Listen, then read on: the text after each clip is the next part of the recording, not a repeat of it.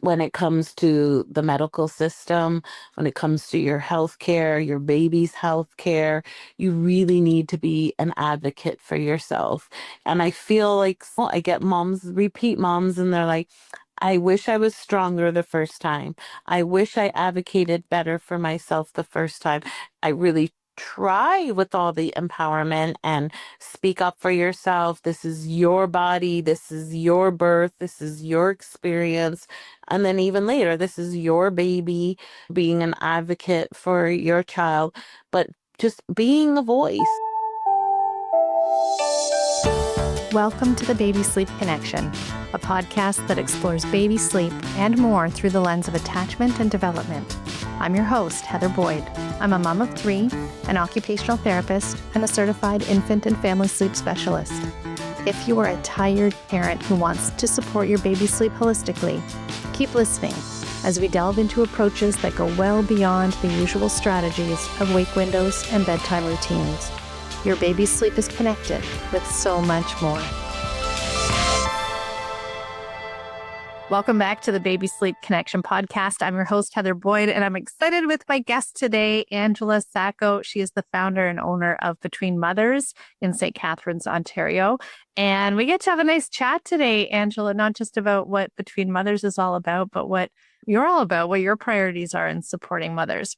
So welcome to the podcast. Thank you. I'm very excited. This has been long awaited. It has been. It's been on our calendar for a while, and then poof, it's now spring and we're meeting, and I'm excited about this chat.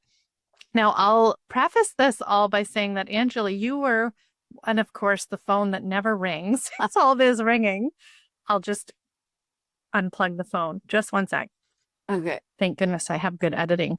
Okay, we'll start that piece again. Seriously, that phone never rings. So I'll preface this interview by saying that, Angela, you were one of the very first connections, professional connections I made when I opened up my practice in Niagara. You were one of the first people I called. So that's getting to be 7 years ago that we was connected.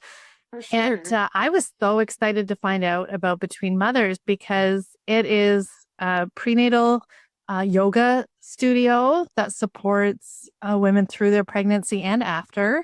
But I've been the lucky participant in some of your groups when it comes to talking to parents about what to expect around sleep. And those have been one of the funnest things that I've gotten to do.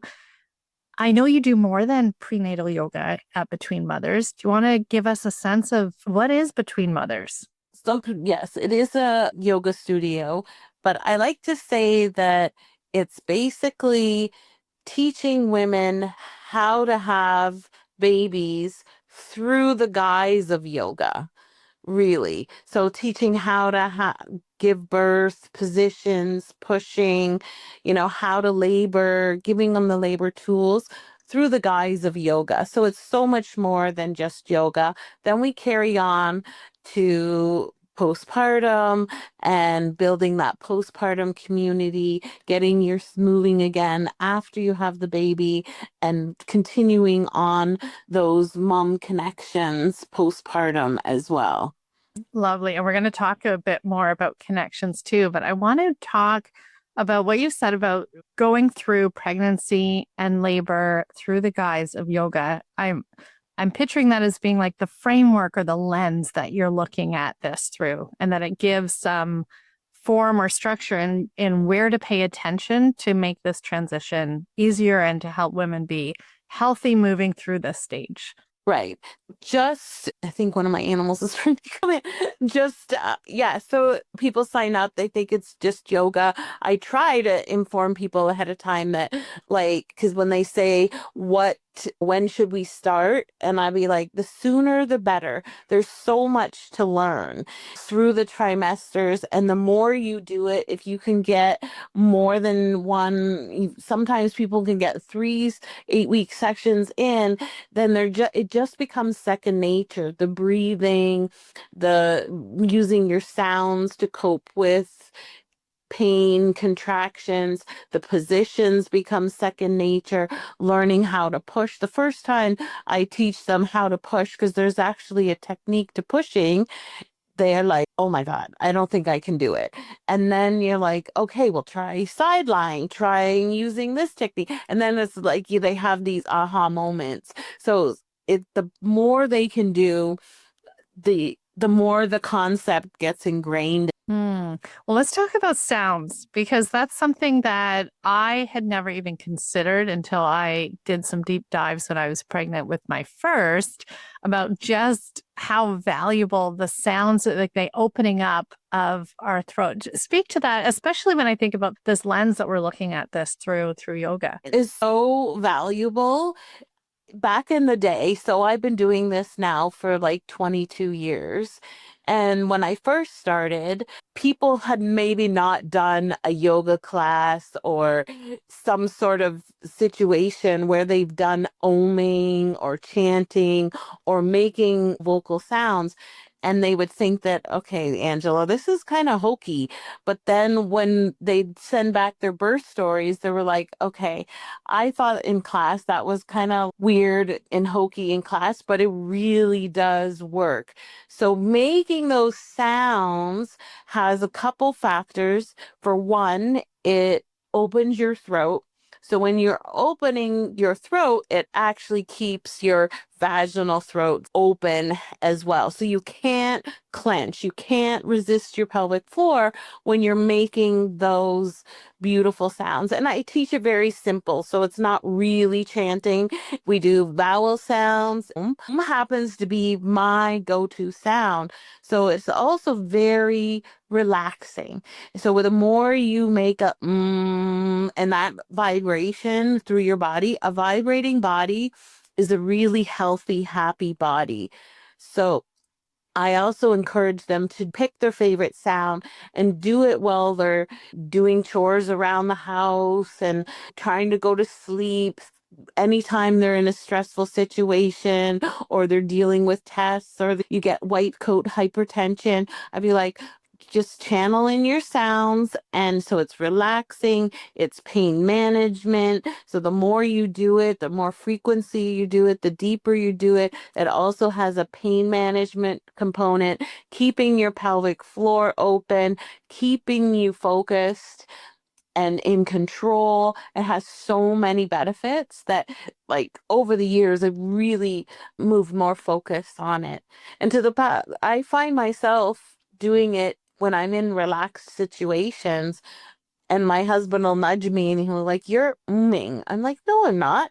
And then I'll be like, oh yeah, I am. It's just like a fall into not even a coping mechanism, but almost now is for me, it's like leads into just a further relaxation. Hmm. Well, and I know you said it, but I don't want anyone to have missed it because I think it is so key to understanding how to have labor go as smoothly as possible. The connection between our voice or our throat Mhm. chakra and the opening of our cervix and vagina for giving birth. Right. Oh my God, the two are Are so so tied. connected, and even the same tissue on an embryonic level. And if you even go, you practice and you're going, oh, like you can't squeeze your pelvic floor. Like I practice these things leading up to class, and it's like, oh, no, you can't do it. It's like one or the other. So it's such a key tool, and I feel like they're really getting it. They're really starting to get it. And now people are more comfortable with making those kind of sounds, right? People have been doing some sort of yoga practice or thing like that now for quite a few years. So I feel it's not as weird as it used to be. And it's easy. Just pick your favorite vowel and go with it. You talk about the comfort level that is starting to emerge. And I also think about the awareness in terms of our voice and our sounds and our throat versus awareness of anything related to the pelvis. And we can be so much more aware of and in control of our voice that if we don't even know where to start, at least we have here, we have our mouth, we have our sounds, we have our vocal cords. And if that's the significant first step in even having those two things connected, our attention can be on the voice, Yeah. but it's helping us way beyond the voice. Oh, for sure. Breath and the voice kind of together. Let's talk about breath. I've done yoga. It's been a while, Angela. I'll admit I do miss my yoga because I'm feeling it this morning, actually. I'm pretty tight right now. My muscles are not very happy with me right now. But when we talk about the breath, I think way back to like before I was a parent when Like Lamaze breathing was all the rage. funky Lamaze breathing. Yeah. Yeah. Tell me, what does that look like in your classes or in your perspective in terms of supporting labor? Pretty simple. I've kept it very simple, but still in your nose, out your nose, because I don't want the average first birth is like 12 to 14 hours. So if you were breathing in your nose, out your mouth for like 14 hours, that's a lot of oxygen and energy you're blowing off. And you want to conserve that for yourself, for your baby. So keeping it in your nose, out your nose makes a nice conservative pace that you're conserving a lot of energy. You're not drying out and it keeps that breath nice and smooth and in control. And basically, as soon as you have to really start to focus on the breath, and I like it to go all the way down. Big inhale all the way down, I say almost to your pubic bone, and nice, easy out. And doing that keeps things nice and focused and centered without ever holding, without ever hyperventilating, which I lied a little bit. You do have to hold your breath to build a good push, but that's a little aside. But keeping that breath, nothing fancy. And then when you really have to focus on it, then you're probably in labor. Ah, yeah. Well, there's the telltale sign, right? Yeah. Yeah. When you're having trouble focusing on it. Yeah. Or it requires your full attention, right? Mm-hmm. Yeah. We haven't brought up the term polyvagal or vagus nerve, but when I think about what you were saying, the whole thing is just so fascinating to me. When we go back to the voice, we know that it supports the vagus nerve staying in a parasympathetic state. And I think about how many of us are, especially with the first labor, very scared, Right. nervous. It's a huge unknown. And if you get in your body's flight and fight mechanism, you actually have muscles in your uterus that can work against you. So the more you stay into that, like you said, that parasympathetic system, then the easier it is for you. And I even had people in labor when I was doing lots of doula work. They would say, "Oh my God, that wasn't a good one. I tensed up." And I'm like, "Yeah, I know. Now, really lean into this one." And then the next one, when they were relaxed and focused, they could actually say that was a good contraction because they know you could feel the difference, right? Mm. When you're leaning into it and not resisting as opposed to getting tense and stressed. Right. Right. Yeah. We can't run away from this. There's only one way through. Right? There's only Only one one way way through. through. You got to just go through it. Well, and that fear factor, like it's protective at the same time, right? Like if we're feeling fear, our bodies are not feeling safe. And maybe it's not to our ancient brains, maybe this is not a safe place to give birth. So it protects us from proceeding with labor. But that's where we can really use the And I tools. really try to focus on that this is a good thing. This is a positive thing. We're trying to take out the fear because when you're getting to the point of 39 weeks, 40 plus weeks, you want this baby to come out. You're like, bring it on. So I try to say, like, the fear component should be out of it because at that point you want it. If I were to get pain today, it's an unknown. So yeah, there's going to be a bit of fear because I don't know where it's coming from. I don't know how long it's going to last. And usually you lose something. You lose an appendix or a gallbladder or something like that. Whereas when you want this pain, you're welcoming this pain, lean into it because the fear is gone. It's temporary and it's purposeful. And at the end, you get your gift.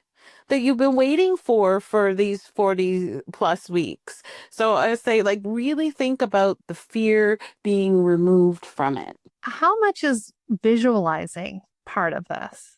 I think that's really up to the individual. Like, I really visualize all the things that I do and I teach, but I think it's like how they interpret it. Like, even when I'm doing pelvic floor exercises, I have to do it with my eyes closed and visualize points coming together and vacuuming up like a straw. Like, I'm a big visual, like I try to give visual cues, but I think that is up to interpretation, like how visual you are, like with the breathing, with the pelvic floor, with the pushing. Like, it's basically, I think, up to individuals how visual they are. Right. Yeah. Because there are some people that literally don't visualize, they just aren't visually oriented at all. Yeah. And I imagine that if they thought that this was solely based on visualizing, that that would feel pretty frustrating because they literally can't. They can't Hmm. visualize. Whereas I'm more like you, Angela. I was so interested in learning what everything in dilation and contractions was going to look like so that I could actually picture it. And I do think that Hmm. helped me a lot.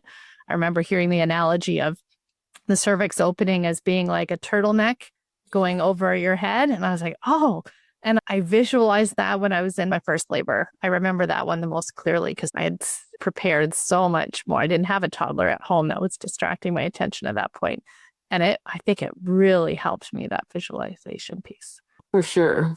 So I know that I've sat in on your prenatal mothers groups, but I think it was your yoga group. But you also run groups for pairs, for partners and Cover. spouses Yeah, to attend couple as well. workshops too. And that's mainly focused on the actual labor and delivery and baby care too. A little bit What's of breastfeeding, a little bit of baby care. okay? What's the biggest question beyond labor and birthing that you tend to get from families that are expecting? What do we do with it? How do you get it to sleep, I guess? Well, that's where you come in. Yeah, I think it's just not one question, but the overwhelming question, like, now what do we do with it? How do we parent? We're stuck with it forever. Yeah, how on earth is the universe letting me be in charge? Parents, right? What do we do? Do we just fake it till we make it? But I'm like, you've always got to follow your instincts. Your mom instincts are not wrong. Follow your instincts. You need to feed it, to change it. Don't even need a fancy bed. That's all you need to be a good parent, a good mom. Yeah, I heard that from someone too, something similar. You just need a place, a safe place for them to sleep, Right? something for them to wear, and something for them to eat. And the rest will come. But yeah, it's bringing me back Basically, you need boobs in a box, boobs in a box. That'd make a good tagline, Angela. Boobs in right? a box. That's all you That's all need. you need. Boobs in a box. Like, even other countries, they give, we started it for a brief moment, but then I don't know, our rules and regulations get so involved. But European countries give families a box with like a little foam mattress and like a starter kit. We were doing it for a little bit out of the like public libraries, but you know, somebody decided that the box wasn't safe or whatever. My sister-in-law got a box. She had twins, so she may have even gotten two Two boxes, although boxes. they shared a box for a while. And yeah, that was such a good program. Well, and I still remember my friend who had a preterm kiddo. She joked that he was in a Tupperware container for a while because he was so little that the crib was just ridiculously big for him. It just didn't feel And I'm right. not creating those Yeah. cozies, right? They were tight inside. They don't need this grandiose, fancy crib. They need small and cozy. So keeping it, simple. That's what I always say. People, don't be overwhelmed by what you need. Don't be overwhelmed by the after. Keep it simple. And you also don't know what kind of parent you're going to be. Are you going to be the wear your baby parent, the attachment parenting, as opposed to all the devices? So keep it simple. If you feel like you need it after, then, the way we can shop now, it's a click away. So keeping it simple, I preferred like the on the ground stuff, the wearing stuff, and makes it easier. Mm. Do you have any advice for parents who are, because you have the registries for the baby showers and the impulse, as you alluded to get all the things, as if each of them is so critical and part of the whole, what's needed to raise our babies. Any advice to parents that are getting a bit overwhelmed with the stuff, how to even navigate something like a baby shower, where the expectations are so high, right? On Right. both sides. Lean into your friends that have had babies because they're going to say you need 10 of this, you don't need any of that. And my biggest tip is actually, I always say, don't tell people that what gender you're having before your shower because people are going to ignore the breast pump, they're going to ignore the baby monitors and the bathtubs and the essentials that you really do need because they're going to buy all the cute outfits and pink and blue and the gender stuff and forget about that. I've had people sit and be like, oh my God, like we didn't get any of the essentials and now we still have to spend thousands of dollars that we were hoping. That's what showers are for, to help alleviate the taxing on the parents, right? So that's my biggest tip. And then lean into a friend that's had kids that you think is going to be similar parenting style to you, and they'll help you eliminate the non-essentials. Yeah. Well, and I love the advice to talk to parents who already have kids because they know, yeah, what you need 10 of and what you need none of. Right. And it's usually the opposite of what we're coming into this thinking, right? Mm-hmm. Yeah. Well, and I think back to my first kiddo, we should call them mama showers instead of baby showers, Right. maybe. We did a blessing way. And so it was much more about moms sharing their stories with me. The nice ones, sharing good stories and bringing a bead that I could string on a necklace for my labor so that each bead was from a friend and kind of imbued it with strength to get through. And so it was a bit more focused on me becoming a mother. The baby was going to come, but it really is a transformative experience into a totally different role than we've ever experienced. And for many of us, it's the first time, we have few smaller families. We don't often have as much experience with babies around us coming into parenthood. No, and you know what? I'm having babies, mothers now from anywhere from 20 to 50. So that's a big new range. So you're not necessarily having babies with your friends, your colleagues, your siblings.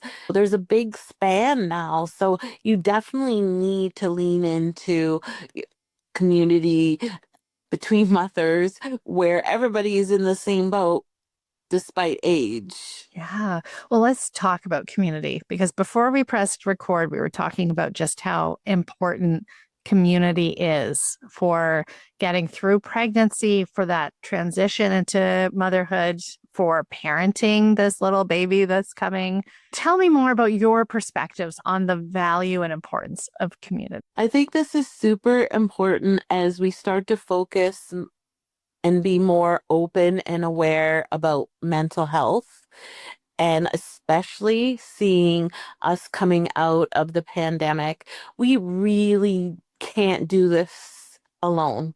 We need to lean into other women, to our female community, to do this parenting thing. And I feel like the isolation was super hard coming out of this pandemic. I had someone start as early as 1 week because the first baby was during the pandemic, and she's like, I can't do this again. I need to be out there with other women, and started at 1 week. Obviously a very good birth to be coming at 1 week, but she just needed to be out there. I see the groups forming. They're like, can we form, Tuesday night prenatal? Can we form a chat group? And then they stay together. The mom and baby groups have these big chat groups, and I love it. This warms my heart. And then they'll send me pictures. So outings beyond graduating from mom and baby yoga, they're like, we owe this all. They're at a pumpkin farm, or one group still meets every Tuesday. And they send me pictures and they are like, Angela, we owe this all to you. And it actually makes me well up because that is what it's all about. That is the true definition of between mothers. Well, I'm welling up too I because know. I I know. It's like, it's incredible to me.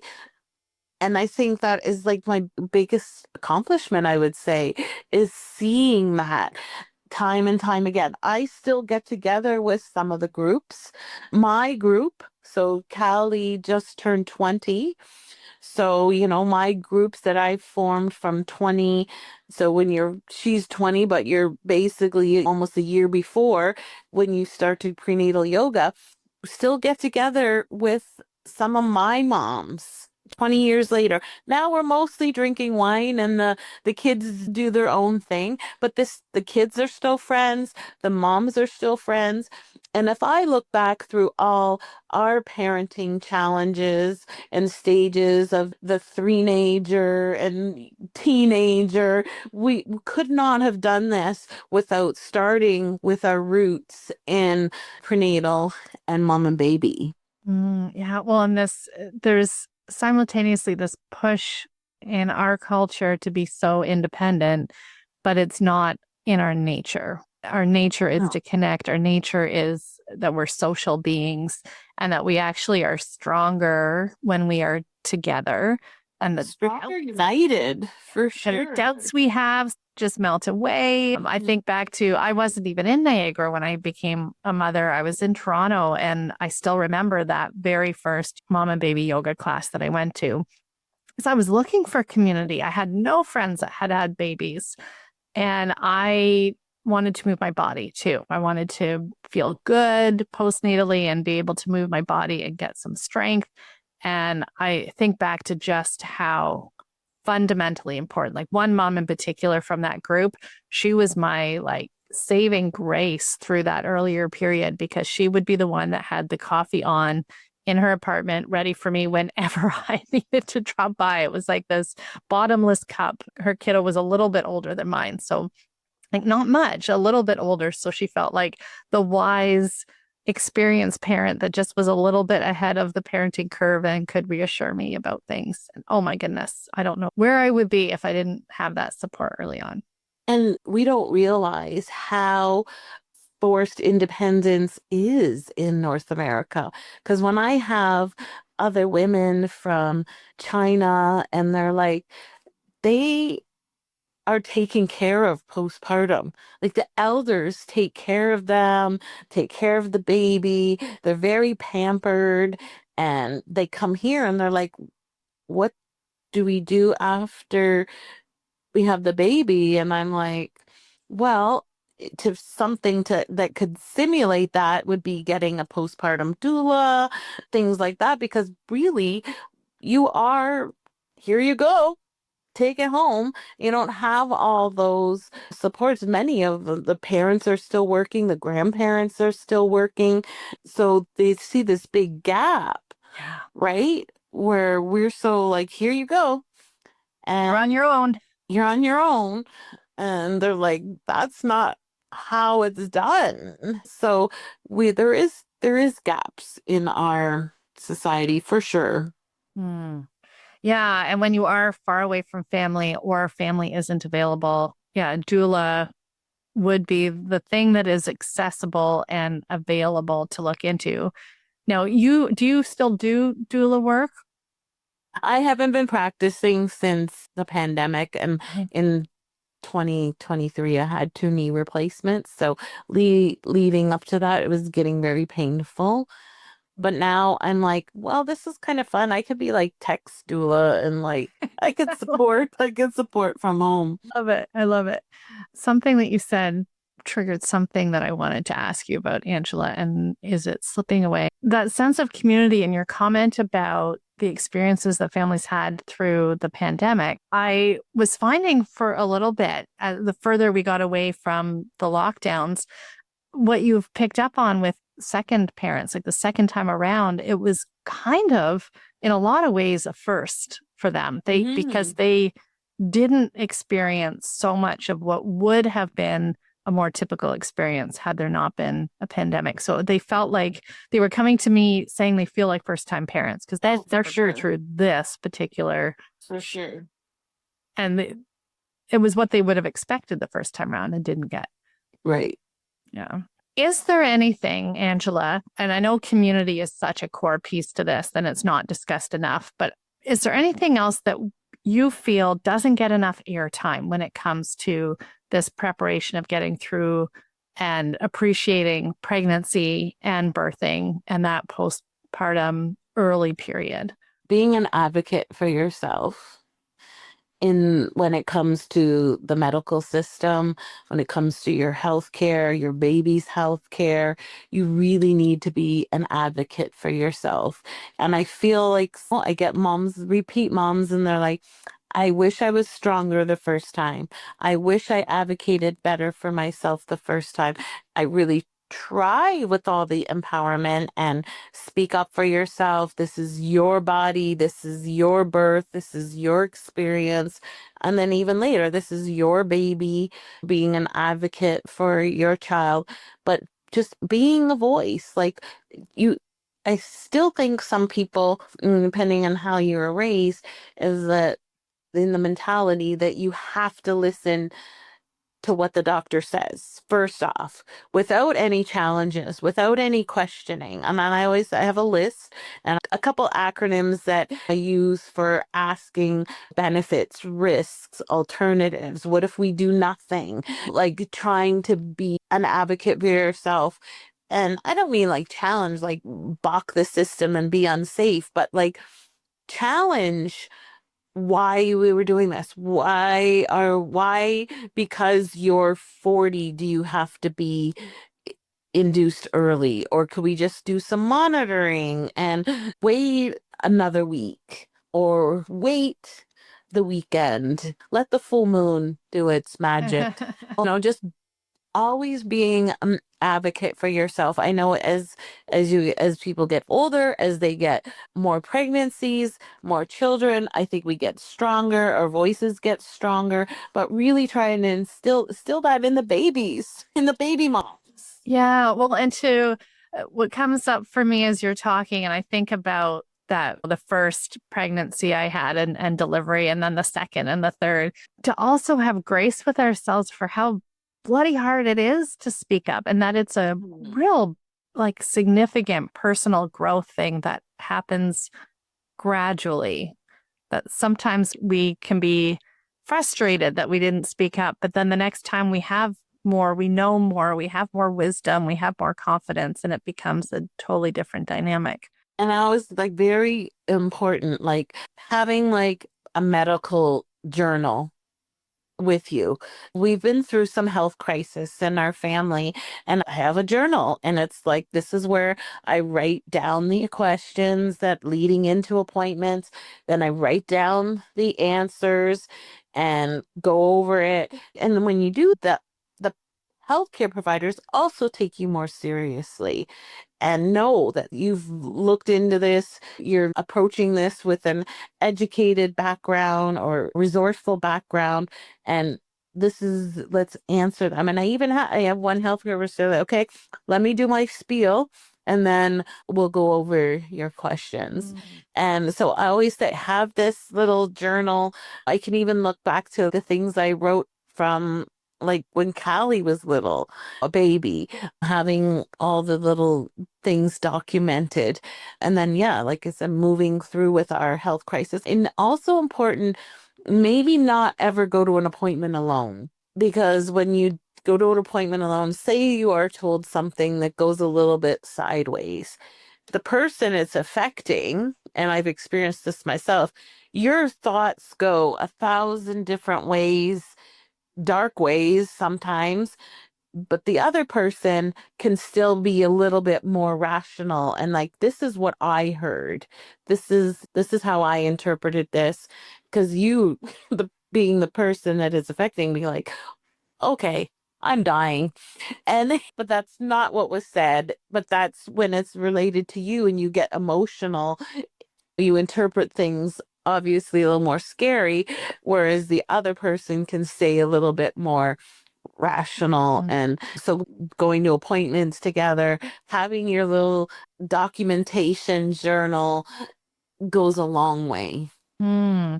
Yeah. Well, and again, that sense of community that you bring up, that community includes being supported on those visits or appointments, which can be hard. I think back to most of my appointments were solo. And I wonder if I could have advocated a little more for presence, not just from my partner. It could have been a friend or my sister. Yeah. And I don't think I even thought of that because I was like, I can do this. Yeah. I can do this on my own. Me and my bump, we can do this. But No. sometimes people don't communicate well. Even the healthcare providers, they don't communicate well. And you leave and you're like, what just happened? I don't know what they just said. Or they're not telling you anything. And you're like, we got come to the class where we share, and some people have all this information they received from an appointment that can update, and others are coming out like, oh, they never told me anything. They didn't even tell me my blood pressure. Well, that brings us full circle, Angela, because we were talking about the importance of the voice. And speaking up and advocating for yourself is using your throat, your voice, speaking, which links right back into that process of letting go through the pelvis and the cervix and vagina for giving birth. And I just think that's a wonderful full circle moment for us to wrap up here. That's amazing.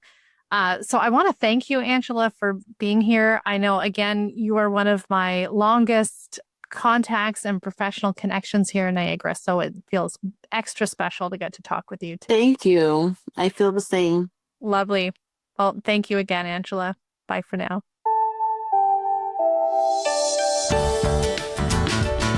Thank you for joining me on this episode. I do hope that you found the information and perspectives in this podcast episode helpful to you as you navigate your baby's sleep development. Of course, this podcast provides general information and it isn't tailored to your family's reality or the specific needs of your baby. If you're concerned about your baby's sleep or health, be sure to reach out to your healthcare provider. If you're feeling exhausted and overwhelmed and you need a place to feel nurtured and reassured, you can find me on Instagram at familysleep.ca. Until next episode, look for the connections that support you and your baby.